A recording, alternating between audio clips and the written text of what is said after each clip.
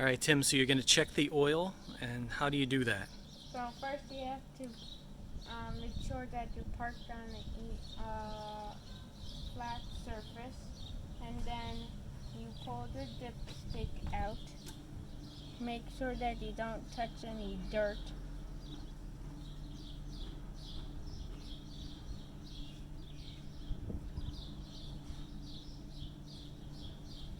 And then you wipe it off because the first one doesn't count. Whoa. Then you put it back in.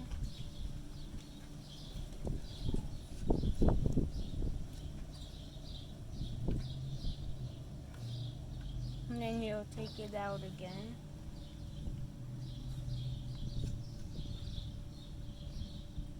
And then you check where the F is to see if the oil is full or if the color is not normal to change the oil, then change it. And then you put the stick back in.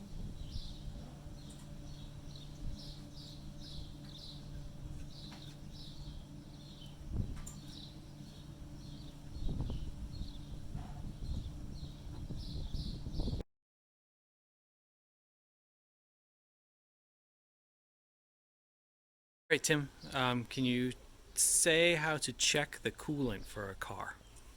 First you need to make sure that your engine is off and that the engine is cool. And then you look for this symbol on your on the caps, and then you look on the side for the full mark of the coolant tank, and then you open the, if you need to fill it up, then you open the lid and then you pour in the coolant. And it looks like for us we need to go buy some coolant to refill. All right, thank you. Now I'm going to explain how to change the oil. So first up, you need to make sure that your car is on a level surface. It's the engine is off and the engine should be cool. Then you find the oil cap Where is it? right here, Hold on. Oh, okay. and then Point again just to make sure I'm correct. All right, there we go. and then you read the oil cap, and the type is Dexos 5W30. That's the type of oil we need to buy for this car. Okay, If and you what is don't it? find it Yeah. on the oil cap, then you can look in your owner's manual to see what type of oil you need. All right, you read my mind. That's exactly what I was going to ask. Okay, To and then fill the oil, you need to put a funnel in. well, and didn't you remove the cap? You need to remove to fill the oil. You need to remove the cap, put the funnel in, and pour the oil in slowly. And then every time you pour a little bit and a little bit more in, you have to keep monitoring the oil dipstick. And this is the transmission fluid cap, and this is what the transmission fluid is. This is the transmission fluid symbol, and to check it and measure it, you should check your owner's manual because it's hard to find.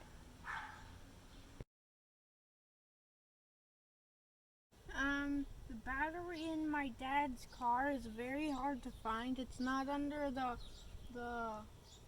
hood, but it's in the second row of seats right here, under here. So are you going to be checking the fluid today? No.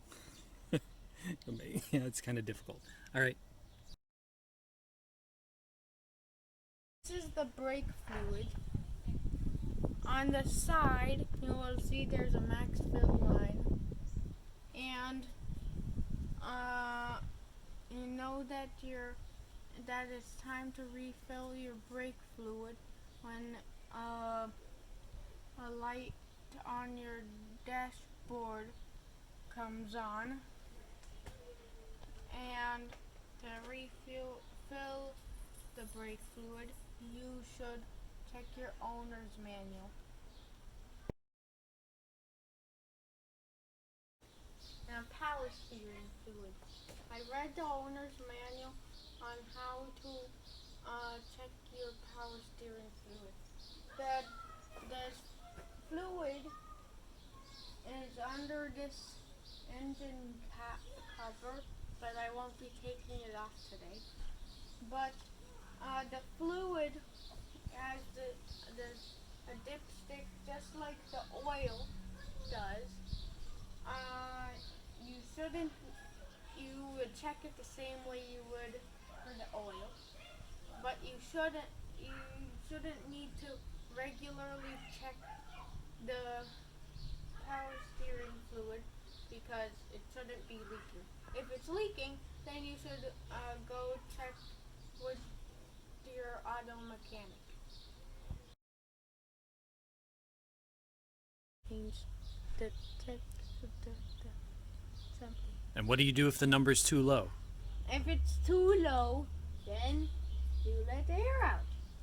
If it's too high, then you need to pump it up. All right, so what do you do typically if it's too high pressure or too low pressure? If it's too high pressure, then you let the air out. And how do you do that? You need to. Sometimes the pressure gauge has a tool on the back that lets you push the little pin that's right there, or you can just find something to push it in. And to pump it up, you use a pump to pump the tire. Yep. And what's the very last thing you need to do? You need to put the cap back